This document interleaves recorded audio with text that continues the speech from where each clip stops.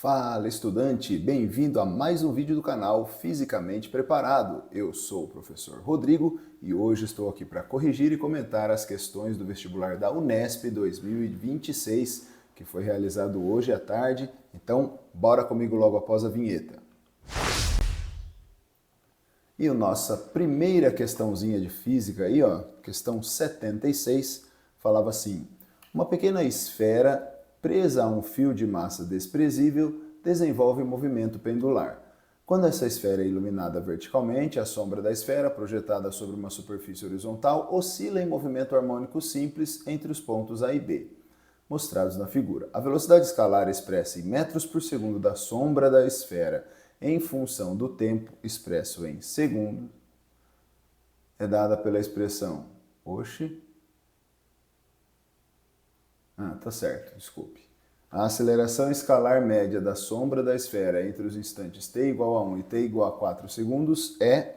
Bom, como é que a gente calcula a aceleração escalar média? A aceleração escalar média é a variação da velocidade pelo intervalo de tempo, não é isso? ΔV por ΔT. Então eu preciso saber de quanto a velocidade variou nesse intervalo de 1 a 4 segundos. Ele me deu a função da velocidade. Vamos substituir. Ó. No instante t igual a 1 segundo, a função vai ficar menos 0,3π sobre 2 vezes seno de π sobre 2 vezes t, que aqui no caso é 1. Bom, seno de π sobre 2 é 1.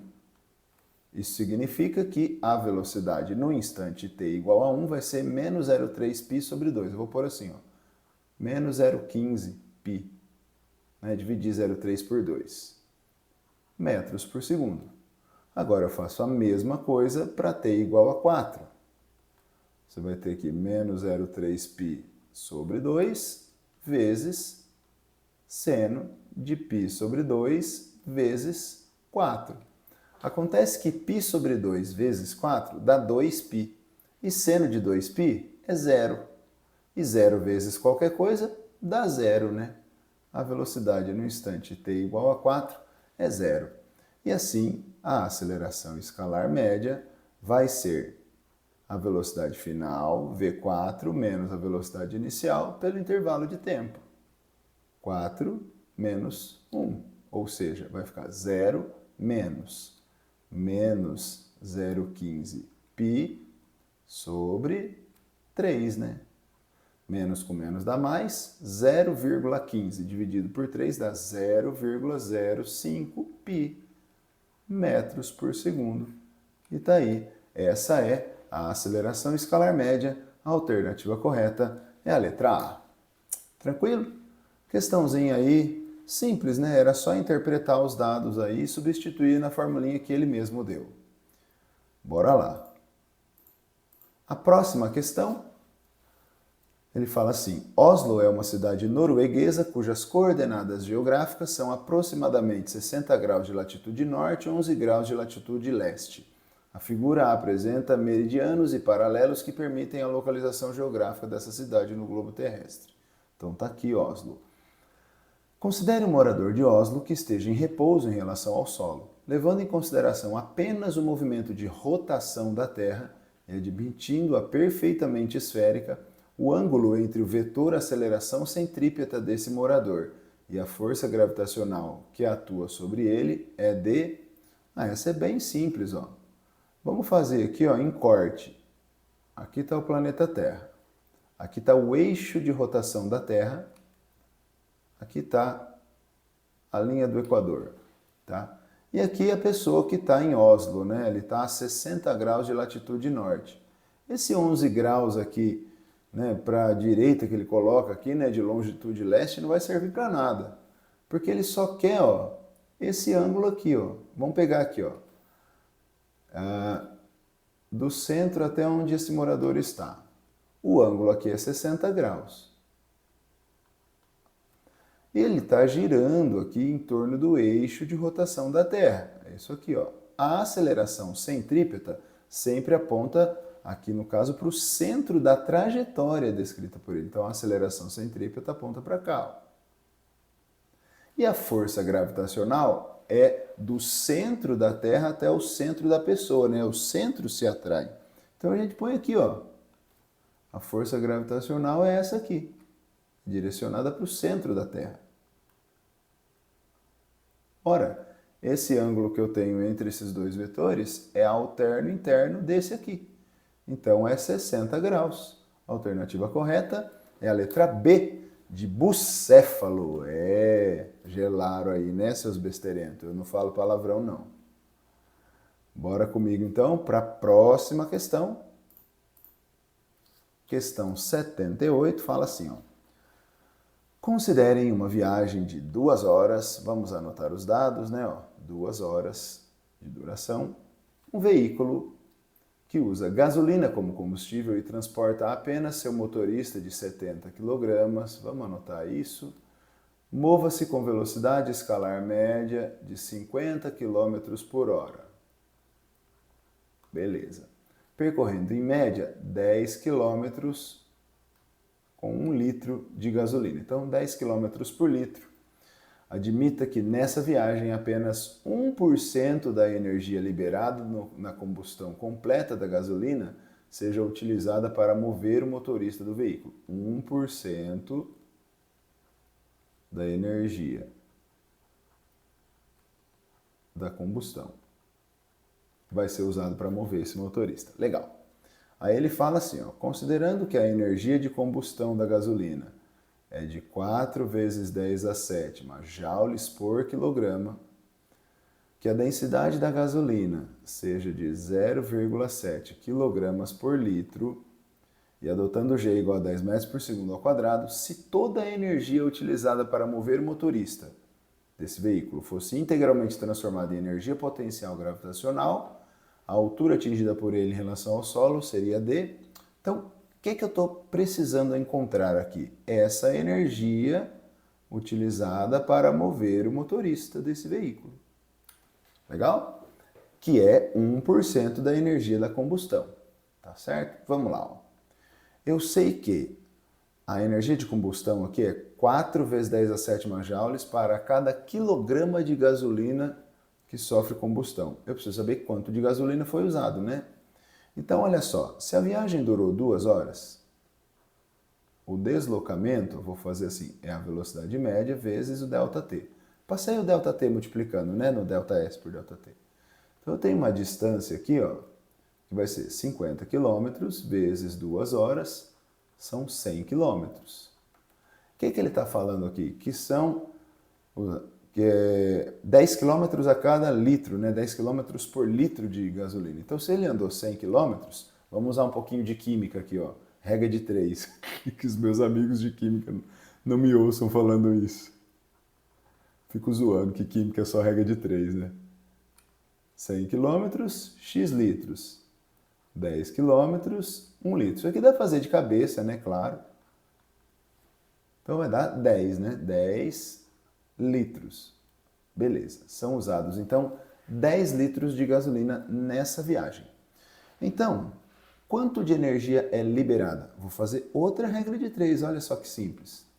4 vezes 10 a sétima joules para 1 kg de gasolina queimada. Professor, mas eu sei que é 10 litros. Eu não sei qual que é a massa. É por isso que ele deu aqui, ó, a densidade, 0,7 kg a cada litro. Se eu tenho 10 litros, vamos fazer de cabeça? Se é 0,7 em 1 litro, em 10 litros, eu tenho 7 kg. Então tá aqui, ó, 7 kg. Eu vou ter a energia. Essa energia, então, vai ficar 28 vezes 10 a sétima joules. Então, é essa energia, né, professor, que eu vou usar? Claro que não, né, meu povo? Porque isso aqui é a energia total liberada na combustão. E ele fala no enunciado que é 1% da energia da combustão que é usado para mover ele. Então, eu tenho que tirar 1% disso aqui. A energia útil ali, né, vai ser 1% dessa energia de 28 vezes 10 a sétima. É dividir por 100 isso aqui, né? Basicamente, subtrai 2 do expoente lá, vai ficar 28, 10 a quinta joules. E é isso aqui que vai ser a energia potencial. E aí eu vou descobrir a altura. Energia potencial é mgh. A energia potencial vai ser 28 vezes 10 a quinta. A massa do carinha aí é 70 kg, G vale 10. A altura é o que eu quero.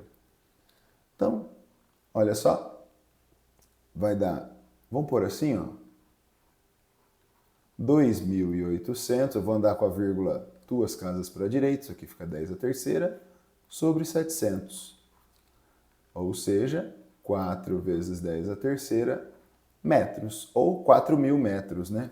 A alternativa correta é a letra D. Esse exercício aqui parece difícil, né? Quando você dá uma olhada assim, mas na hora que você pega para fazer, você vê que é difícil mesmo. Tô brincando. Vamos lá. Próximo exercício. Ah, esse é bonito. Esse eu curti. Fala assim, ó. A figura 1 mostra um veículo em marcha ré, com velocidade constante V aproximando-se de um muro em uma direção perpendicular a ele. Nessa situação, o espelho esférico convexo externo esquerdo do veículo está a uma distância D do muro. A figura 2 representa uma visão superior desse espelho do muro e da imagem do muro em dois instantes, t igual a 0 e t igual a 2 segundos. No instante t0, o espelho está a uma distância d0 do muro e a imagem dista 8/11 metros do espelho. No instante t1, o espelho está a uma distância d1 e a imagem do muro dista 20/29 metros do espelho. Sabendo que a distância focal desse espelho, olha, ele foi até legal, colocou já o sinalzinho negativo, né? O módulo da velocidade V com que o carro se aproxima do muro é... eu preciso descobrir quanto vale esse D0 e quanto vale esse D1.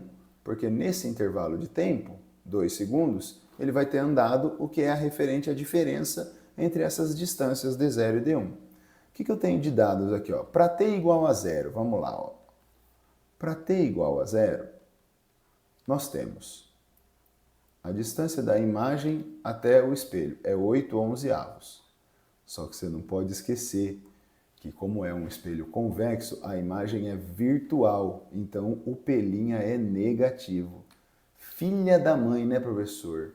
Se eu esquecer de colocar esse sinalzinho aí, o que acontece? Vai fazer merda, vai fazer cagada. A distância do objeto até o espelho, que a gente chama de P, é o D0, né? E a distância focal é o menos 0,8 metros. E aqui a gente usa a equação dos pontos conjugados, que eu gosto de chamar de a equação da fimose, né? Uma fimose é igual a um pipi mais uma pelinha. E aí, vamos lá. Menos 1 sobre 0,8 é igual a 1 sobre P, que é 1 sobre D0, menos 1 sobre P'. Quer dizer, o inverso do P', se é 8 sobre 11, eu vou pôr 11 sobre 8. Agora, olha que coisa mágica, né? Menos 1 sobre 0,8, se eu multiplicar em cima e embaixo por 10, vai ficar 10 sobre 8. Negativo. Passa esse menos para cá, vai ficar mais, ó. Isso é 1 sobre D0. 11 sobre 8 menos 10 sobre 8 é 1 sobre 8, né? 1 sobre D0 é igual a 1 sobre 8 e, portanto, o D0 vale 8 metros. Beleza, já achei o D0. Agora eu vou fazer a mesma coisa para achar o D1. Para T, é 2 segundos, né? 2 segundos, ó. T1 igual a 2 segundos. Você tem um P' que é, quanto vale lá? É 20 sobre 29. Então, menos 20 sobre 29, porque a imagem é virtual, não pode esquecer isso. A distância do objeto é o que ele chama de D1 e a distância focal é a mesma, porque é o mesmo espelho, menos 0,8 metros. Então vai ficar 1 sobre F, 1 sobre P, né? Uma fimose, um pipi mais uma pelinha. Tá lá, vai ficar 1 sobre menos 0,8 igual 1 sobre D1 menos 1 sobre P' vai dar 29 sobre 20, né? O inverso disso aqui. Passa para o outro lado somando, vai ficar assim, 29 sobre 20 menos 1 sobre 0,8 é igual a 1 sobre D1. Esse 1 sobre 0,8, olha o que eu vou fazer, vou multiplicar em cima e embaixo por 2,5. Por 2,5 não, gente, por 25. Olha o professor fazendo cagada aqui. Por 25. Por que, professor, você vai multiplicar em cima e embaixo por 25? Porque eu sou adepto da lei do mínimo esforço. Ó. Vai dar 25 sobre 20. É nada, professor. Olha que fácil que fica. Pois é, quero facilitar minha vida. 29 menos 25 vai dar 4 sobre 20. Isso é igual a 1 sobre D1. Inverte os dois lados, vai ficar 20 sobre 4. Isso aqui dá 5 metros. Aê, maravilha. Ele não quer a velocidade do carro? Vai ser o ΔD, né, pelo ΔT. Você faz ali, ó. 5 menos 8 sobre o ΔT, que é 2 menos 0. É 0 o instante, né? É 0. Menos 3 sobre 2, menos 1,5 metros por segundo. Essa é a velocidade do carro. O sinal de menos é só para indicar que, na verdade, eu estou tendo uma aproximação aqui do muro. Eu estou indo contra a orientação da trajetória, né? A trajetória está para cima aqui, porque eu estou considerando como se o muro fosse o ponto zero, né? E o D0 é maior que o D1, então é só isso. O módulo da velocidade aí, a velocidade se aproxima a 1,5 metros por segundo do muro. A alternativa correta é a letra C, de canalha. Maravilha! Bonita essa questão, hein? Questãozinha aí de ótica misturada com cinemática. A Unesp esse ano me surpreendeu. A prova está um pouco mais difícil que do ano passado. Essa aqui eu achei uma questão muito chique, né? Porque ela mistura física com biologia. Muito legal essa questão. Mas se você soubesse só a física e interpretar o que o texto está dizendo, você conseguia fazer. Olha só. A alcina é um hormônio vegetal que atua no controle do desenvolvimento e do crescimento das plantas, estimulando a divisão e a expansão celular. No final do século XIX, observaram-se respostas de fotomorfogênese no ápice de mudas de gramíneas que se curvavam no sentido da luz em resposta à iluminação lateral, fenômeno conhecido no geral como fototropismo positivo. Nessa situação, a absorção da luz é feita por proteínas denominadas fototropinas, que são fotorreceptores de luz azul do espectro eletromagnético visível. Esses fotorreceptores regulam o transporte da alcina, fazendo com que esses hormônios concentrem-se em maior quantidade em determinadas regiões da planta. Com isso, ocorre distensão celular, quer dizer, onde tem maior concentração é onde tem a distensão, o esticamento aí celular que resulta na curvatura da planta. Legal. De acordo com as informações do texto e da figura, e considerando apenas o espectro eletromagnético da luz visível, tem-se que as fototropinas são mais sensíveis às ondas de, primeiro, menores comprimentos de onda ou maiores frequências e menores frequências. Ele está falando aqui da luz azul, né, galera? Se ele está falando da luz azul, vamos lembrar, ó, em ordem crescente de frequência do espectro eletromagnético, quando chega na luz visível, vai do vermelho até o violeta, né? Antes do vermelho você tem o infravermelho, depois do violeta você tem o ultravioleta. Mas na luz visível vai do vermelho para o violeta naquelas 7 cores do arco-íris que a gente aprende lá na ótica, né? Ó, vermelho, alaranjado, amarelo, verde, azul, anil, violeta. Então o azul está aqui, ó. Está mais próximo aqui do violeta. O azul, ele está então numa região do espectro eletromagnético, da região do visível, ele é um das maiores frequências. Mas a gente sabe que a velocidade da luz é constante e V igual a lambda F. Então, eu sei que a luz azul ela tem maior frequência e menor comprimento de onda. Então, qualquer uma das duas estaria correta. Vamos eliminar as que dá? Menores comprimentos de onda está certo, maiores frequências está certo, menores frequências já está errado, eu já posso eliminar assim. Maiores comprimentos de onda também está errado. Já posso eliminar a letra D. Maiores frequências, legal. Então a gente tem essas três. E agora? Menores comprimentos de onda cujas ações resultam na maior concentração de alcina no lado sombreado da planta. Quer dizer, onde que tem maior concentração? E aqui a gente vai lembrar daquelas lâminas bimetálicas que a gente aprende lá quando a gente vê dilatação térmica, né? Ó, dá uma olhada aqui, ó. Quando a gente tem duas lâminas bimetálicas, aí você tem o metal A, o metal B.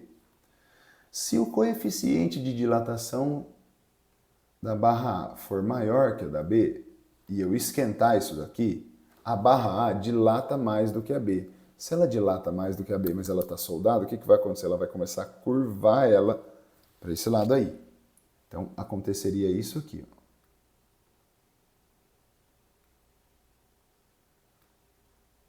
Não é isso? Porque a A, vamos pôr assim, o ΔLA é maior que o ΔLB.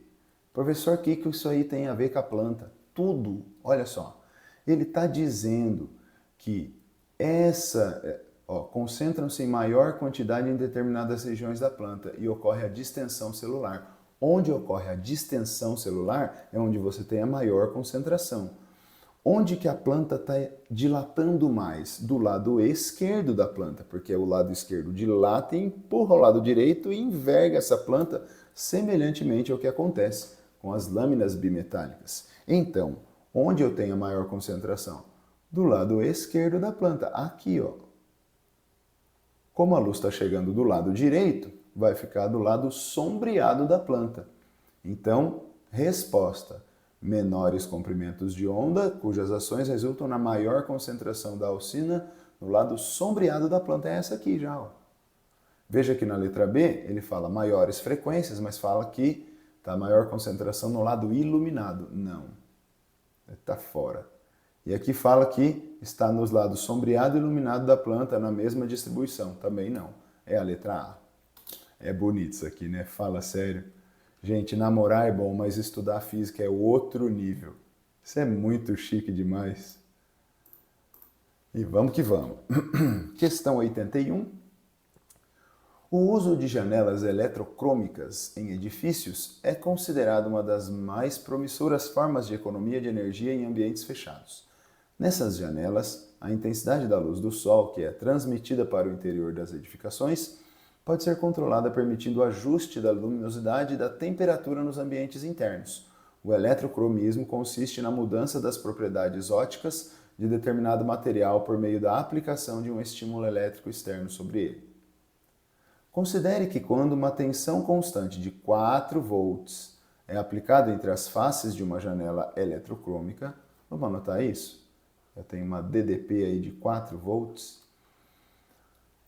Estabelece-se um campo elétrico uniforme no meio que separa essas faces e que íons de lítio, cada um com carga positiva de 1,6, 10 a menos 19 coulombs, migram através desse meio, movendo-se de um eletrodo mais próximo da face interna para outro mais próximo da face externa da janela. É como se fosse uma carga elétrica movendo-se entre duas placas de um capacitor, né, gente? Esse movimento dos íons altera a coloração do meio existente entre os eletrodos, aumentando a opacidade da janela, sendo a distância aí entre essas placas de 5 milímetros, a distância entre os eletrodos, a intensidade da força elétrica que atua sobre cada íon de lítio quando eles se movem nessa janela é D. Eu vou transformar isso aqui já para metro, né? Porque eu vou deixar no sistema internacional. 5 vezes 10 a menos 3 metros. E aí nós vamos ter o seguinte: a força elétrica que atua numa partícula que se move no interior de um campo elétrico uniforme, a gente usa aqui, ó, força que entra, né? Ó, F igual a Q vezes E. Só que o campo elétrico, ele me permite calcular essa DDP. Ó. A DDP é E vezes D. Então eu posso dizer que o campo elétrico é a DDP dividido pela distância entre essas plaquinhas aqui, entre essas faces. Então substituindo lá, ó, a força elétrica vai ser Q vezes U sobre D. E agora é só substituir os valores e ser feliz, né? Ó. 1,6, 10 a menos 19.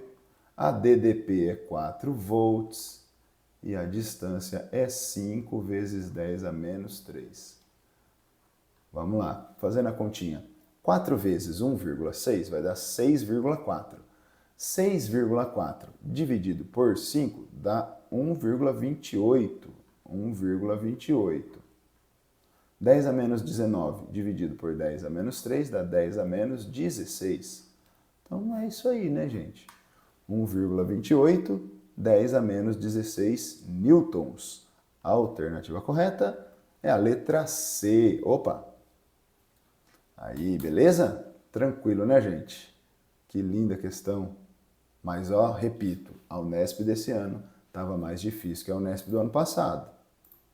Provinha mais chique aqui. Muito bem. Última questão aí do caderno de física. Fala assim, as figuras 1 e 2 representam o circuito elétrico do indicador do nível de combustível de um veículo. Esse indicador possui uma boia de plástico que flutua no combustível dentro do tanque e está conectada a uma barra de metal. A outra ponta dessa barra desliza sobre um resistor de resistência variável, que é o reostato. Quando o tanque está cheio, figura 1, apenas uma pequena porção do resistor faz parte do circuito. Quando o tanque está vazio, uma grande porção do resistor faz parte do circuito. Então tá aqui, né? A boia tá aqui, pega só um pedacinho do resistor, quando a boia abaixa, ele pega todo o resistor aqui. Legal. A bateria do veículo faz circular uma corrente elétrica por esse circuito que é usada para aquecer uma lâmina bimetálica. Olha, de novo a lâmina bimetálica. Constituída por dois metais A e B, que quando aquecida se curva e desloca o ponteiro do mostrador, conforme a figura 1. À medida que o combustível vai sendo utilizado, a intensidade da corrente elétrica que passa pelo reostato vai, ele quer saber se vai aumentando ou diminuindo, e aí vamos já responder isso. Ó, à medida que o combustível vai baixando, a boia vai baixando e vai aumentando a resistência aqui. Ele vai pegando uma resistência maior. A DDP que a bateria fornece é constante. Pela lei de Ohm, nós sabemos que U igual a R vezes I. Se a DDP é constante, conforme você vai aumentando a resistência, que é o que acontece quando o combustível vai baixando, aumentou a resistência e diminui a corrente, né? São inversamente proporcionais. Então eu vou ter aqui, ó, a corrente elétrica que passa pelo reostato vai diminuindo. E para que esse indicador funcione como descrito na figura, o coeficiente de dilatação térmica do metal A da lâmina bimetálica deve ser, e ele quer saber o que? Se é maior ou menor que o coeficiente de dilatação da lâmina B. Vamos lá, ó. Para que essa lâmina se curve para a esquerda, é porque o metal aqui, B, ele tem que dilatar mais do que o A. O B tem que dilatar mais do que o A. Tá? Aqui, ó, quando a resistência é pequena, você tem mais corrente passando. Isso aqui vai aquecer a lâmina bimetálica. O metal B tem que dilatar mais do que o A para provocar esse deslocamento aqui. Tá certo? Então, o alfa B tem que ser maior do que o alfa A. Ele está querendo comparar o A com B, né? Então, o coeficiente de dilatação térmica do metal da lâmina A, né, do metal A, deve ser menor. O do A tem que ser menor do que o do B. Então, diminuindo e menor. Letra B, ó. Letra B, 82. Letra B. E é isso aí, galera. Todas as questões de física aí resolvidas. Espero que eu tenha aí te ajudado a compreender, né, como é que você deveria resolver sua prova. Torço aí para que você tenha acertado bastante. Se você ainda não é inscrito aqui nesse canal, eu peço que você se inscreva, compartilhe esse vídeo aí para aquele seu colega que você sabe que fez a prova. Se você não me segue lá no Instagram, é Fisicamente Preparado, o mesmo nome aqui do nosso canal. Lá eu posto dicas, né, gente, que vai te ajudar bastante aí nos vestibulares que você vai prestar. Enem aí, semana que vem, tem algumas dicas lá, eu acho que vale a pena você ver. E se você quiser o meu acompanhamento para que você faça suas provas aí, eu trabalho com aulas particulares, mentorias, tá certo? É só entrar em contato pelo link que eu vou deixar aqui na descrição do vídeo, beleza? Um abraço aí, galera, torço por vocês e até o próximo vídeo. Valeu!